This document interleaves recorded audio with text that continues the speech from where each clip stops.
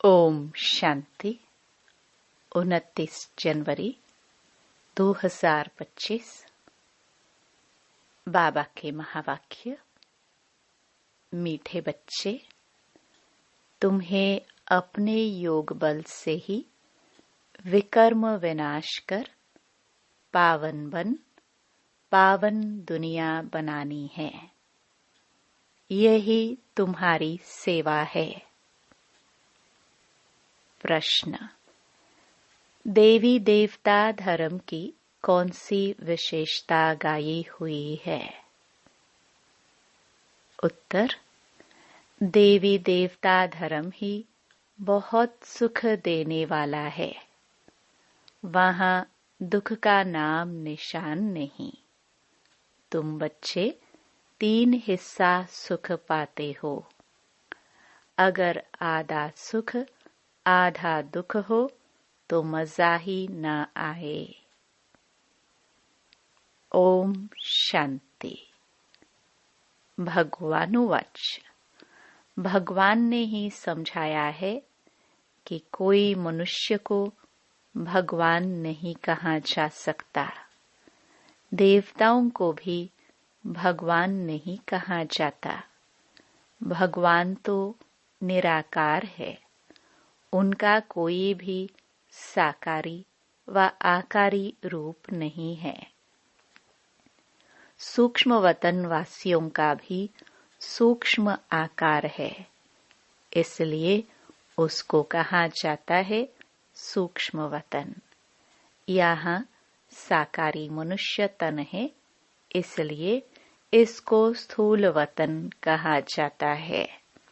सूक्ष्म वतन में यह स्थूल 5 तत्वों का शरीर होता नहीं। यह 5 तत्वों का मनुष्य शरीर बना हुआ है। इनको कहते हैं मिट्टी का पुतला। सूक्ष्म वतन वासियों को मिट्टी का पुतला नहीं कहेंगे। डेटी देवता धर्म वाले भी है मनुष्य, परंतु उनको कहेंगे दैवी गुण वाले मनुष्य। यह दैवी गुण प्राप्त किए हैं शिव बाबा से।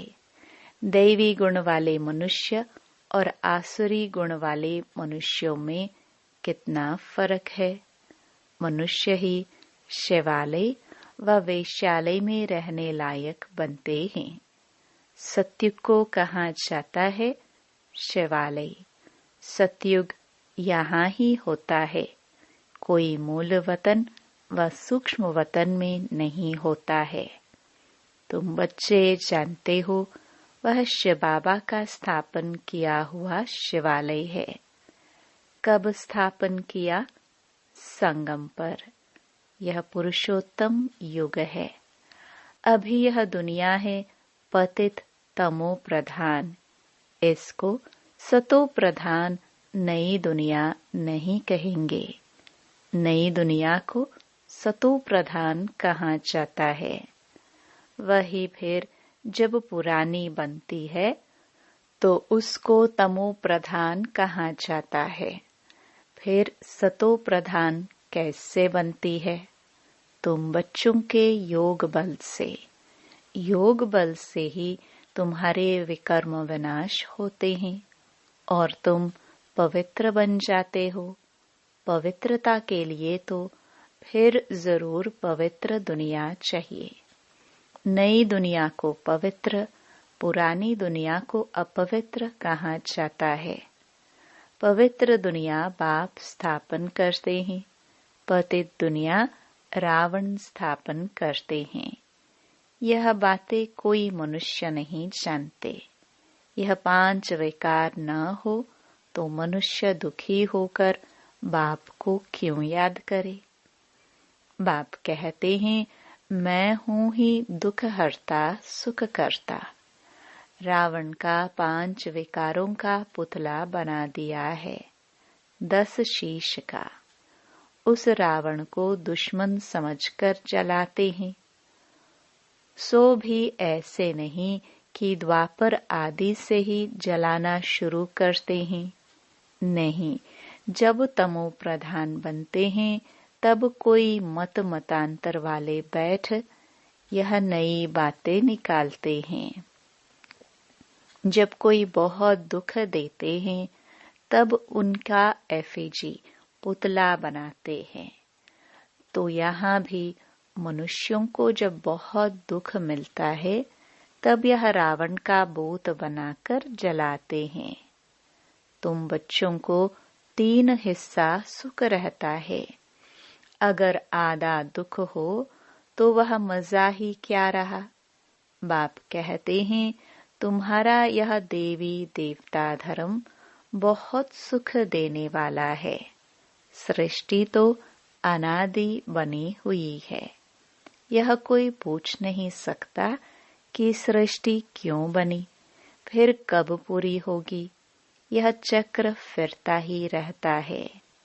शास्त्रों में कल्प की आयु लाखों वर्ष लगा दी है। जरूर संगम युग भी होगा जबकि सृष्टि बदलेगी। अभी जैसे तुम फील करते हो ऐसे और कोई समझते नहीं। इतना भी नहीं समझते। बचपन में राधे कृष्ण नाम है, फिर स्वयंवर होता है। दोनों अलग अलग राजधानी के हैं, फिर उनका स्वयंवर होता है तो लक्ष्मी नारायण बनते हैं। ये सब बातें बाप समझाते हैं। बाप ही नॉलेजफुल है, ऐसे नहीं कि वह जानी जाननहार है।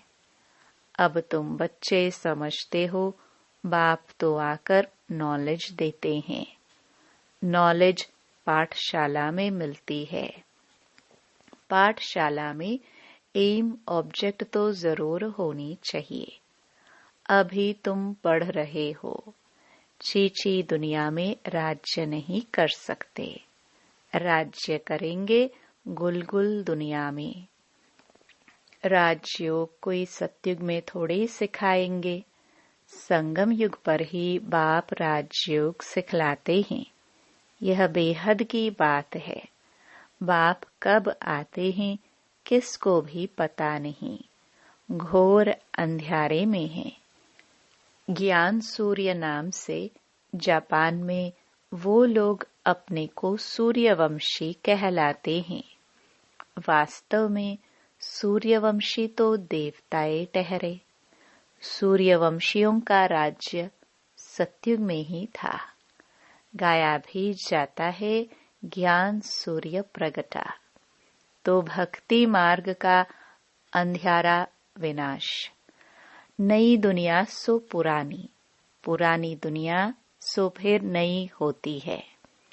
यह बेहद का बड़ा घर है। कितना बड़ा मांडवा है।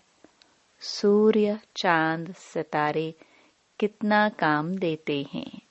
रात्रि को बहुत काम चलता है। ऐसे भी कई राजा लोग हैं जो दिन को सो जाते, रात को अपनी सभा आदि लगाते हैं, खरीदारी करते हैं। यह अभी तक भी कहां-कहां चलता है। मील्स आदि भी रात को चलती हैं। यह है हद के दिन रात, वह है बेहद की बात। यह बातें सिवाय तुम्हारे और किसी की बुद्धि में नहीं है। शिव बाबा को भी जानते नहीं। बाप हर बात समझाते रहते हैं। ब्रह्मा के लिए भी समझाया है। प्रजापिता ब्रह्मा है। बाप जब सृष्टि रचते हैं तो जरूर किसमें प्रवेश करेंगे। पावन मनुष्य तो होते ही सतयुग में हैं। कलयुग में तो सब विकार से पैदा होते हैं, इसलिए पतित कहाँ जाता है। मनुष्य कहेंगे विकार बिगर सृष्टि कैसे चलेगी। अरे देवताओं को तुम कहते हो संपूर्ण निर्विकारी। कितनी शुद्धता से उन्हों के मंदिर बनाते हैं। ब्राह्मण बिगर कोई को अंदर अलाउ नहीं करेंगे। वास्तव में इन देवताओं को विकारी कोई टच कर नहीं सकता, परंतु आजकल तो पैसे से ही सब कुछ होता है। कोई घर में मंदिर आदि रखते हैं तो भी ब्राह्मण को ही बुलाते हैं। अब विकारी तो वह ब्राह्मण भी है, सिर्फ नाम ब्राह्मण है। यह तो दुनिया ही विकारी है, तो पूजा भी विकारियों से होती है। निर्विकारी कहाँ से आए? निर्विकारी होते ही हैं सतयुग में।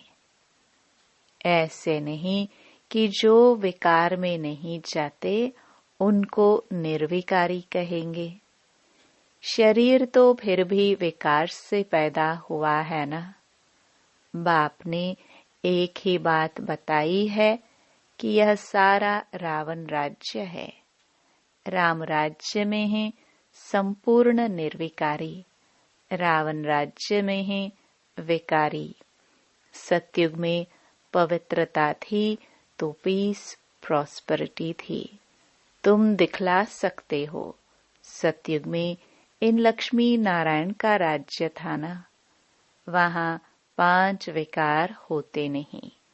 वह है ही पवित्र राज्य जो भगवान स्थापन करते हैं। भगवान पतित राज्य थोड़ी स्थापन करते हैं। सतयुग में अगर पतित होते तो पुकारते न। वहां तो कोई पुकारते ही नहीं। सुख में कोई याद नहीं करते। परमात्मा की महिमा भी करते हैं। सुख के सागर, पवित्रता के सागर। कहते भी हैं शांति हो। अब सारी दुनिया में शांति मनुष्य कैसे करेंगे? शांति का राज्य तो एक स्वर्ग में ही था। जब कोई आपस में लड़ते हैं तो सुलह शांति कराना होता है। वहां तो है ही एक राज्य। बाप कहते हैं इस पुरानी दुनिया को ही अब खत्म होना है। इस महाभारत लड़ाई में सब विनाश होते हैं। विनाश काले विपरीत बुद्धि। अक्षर भी लिखा हुआ है। बरोबर पांडव तो तुम हो ना। तुम हो रूहानी पंडे। सबको मुक्ति धाम का रास्ता बताते हो। वह है आत्माओं का घर शांति धाम। यह है दुख धाम। अब बाप कहते हैं इस दुख धाम को देखते हुए भी भूल जाओ। बस अभी तो हमको शांति धाम में जाना है। यह आत्मा कहती है। आत्मा रियलाइज करती है।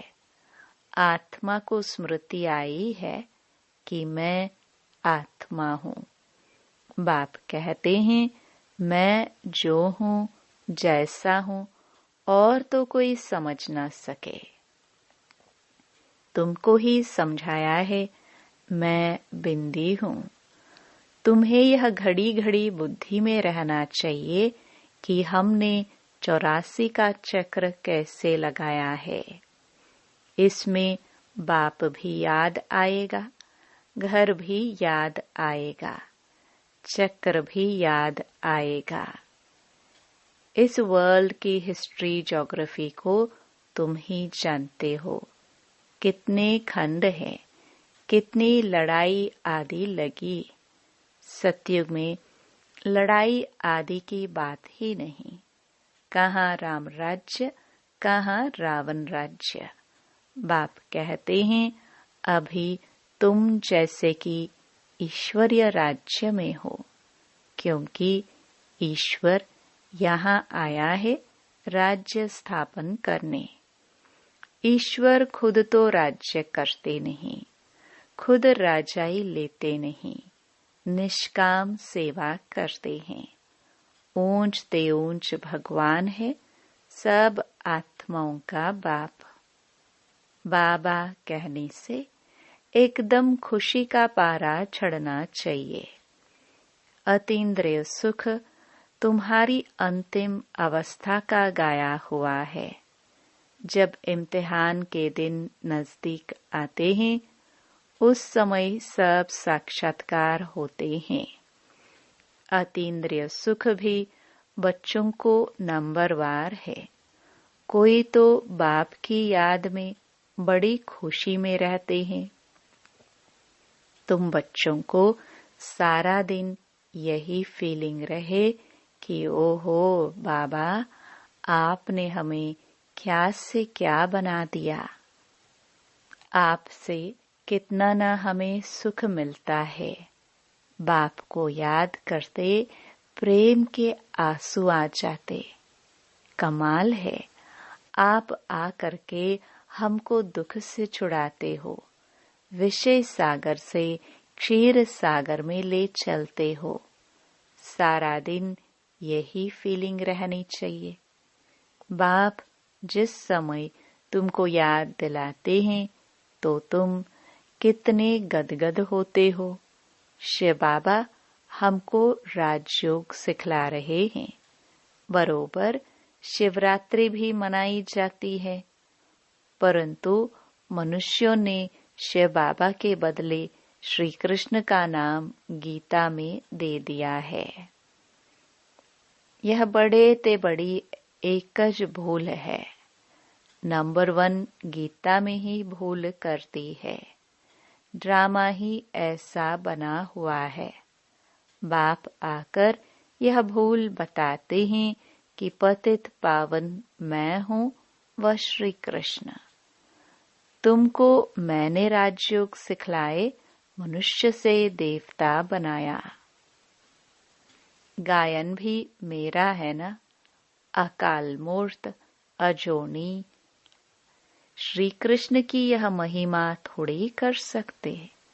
वह तो पुनर्जन्म में आने वाला है। तुम बच्चों में भी नंबरवार है, जिनकी बुद्धि में ये सब बातें रहती हैं।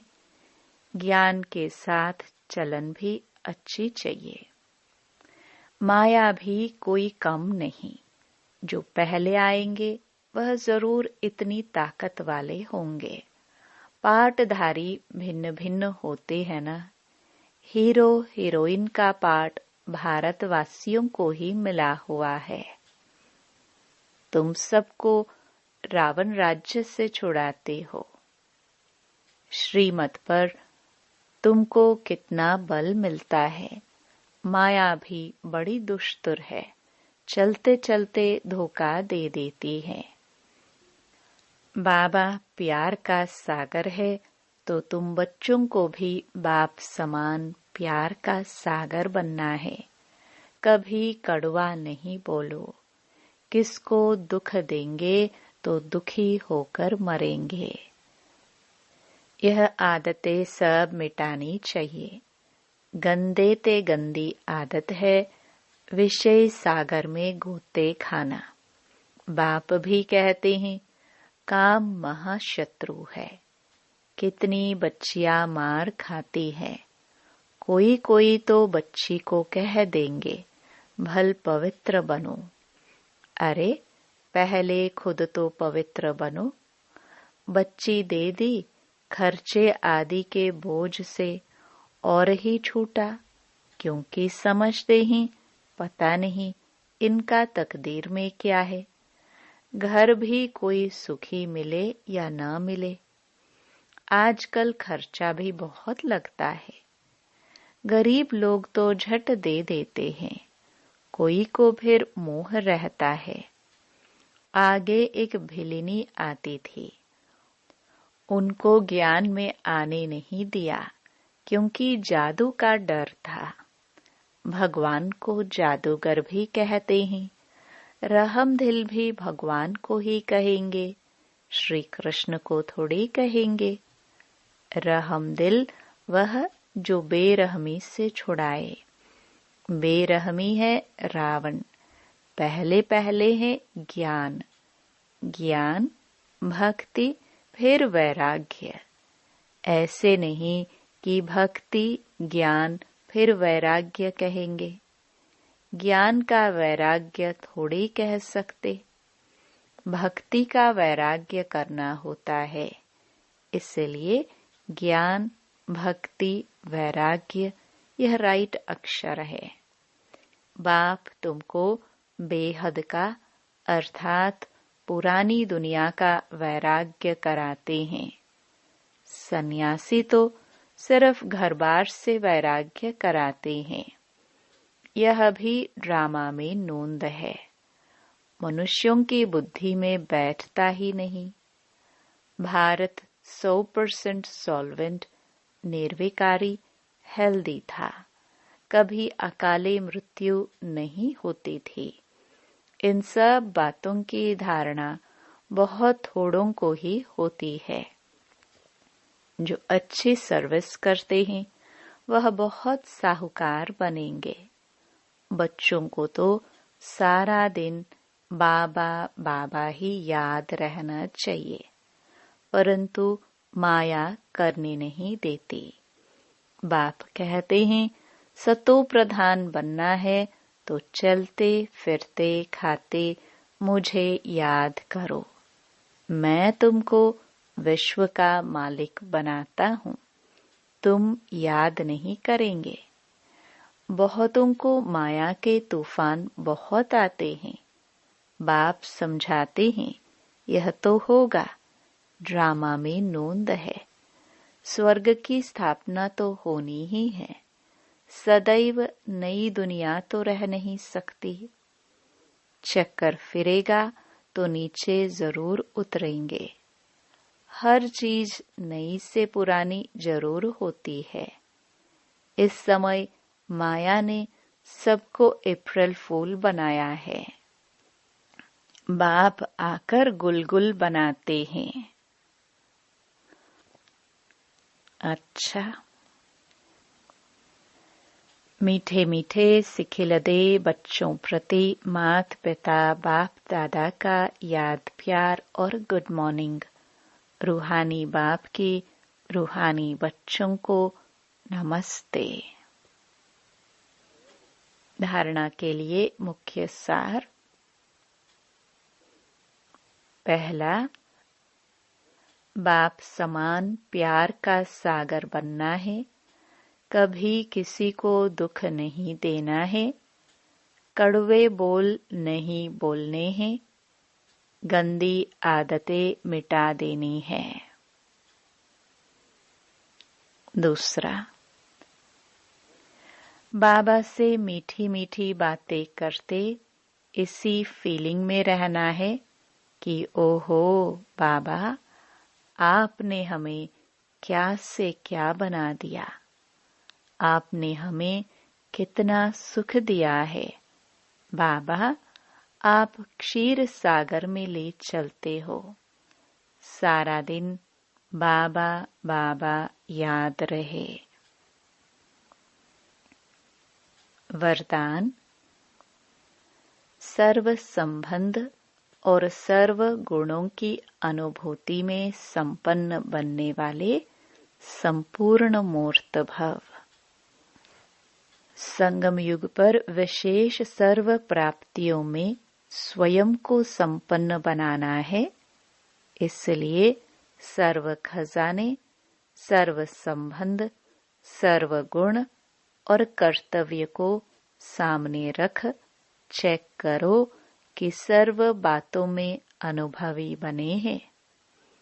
यदि किसी भी बात के अनुभव की कमी है तो उसमें स्वयं को संपन्न बनाओ। एक भी संबंध व गुण की कमी है तो संपूर्ण स्टेज व संपूर्ण मूर्त नहीं कहला सकते। इसलिए बाप के गुणों व अपने आदि स्वरूप के गुणों का अनुभव करो, तब संपूर्ण मूर्त बनेंगे। स्लोगन, जोश में आना भी मन का रोना है। अब रोने का फाइल खत्म करो। अपनी शक्तिशाली मनसा द्वारा सकाश देने की सेवा करो। मनसा सेवा करने के लिए सर्व शक्तियों को अपने जीवन का अंग बना लो। ऐसे बाप समान परफेक्ट बनो जो अंदर कोई डिफेक्ट न हो। तब श्रेष्ठ संकल्पों की एकाग्रता द्वारा अर्थात मनसा द्वारा स्वतः सकाश फैलेगी। ओम शांति।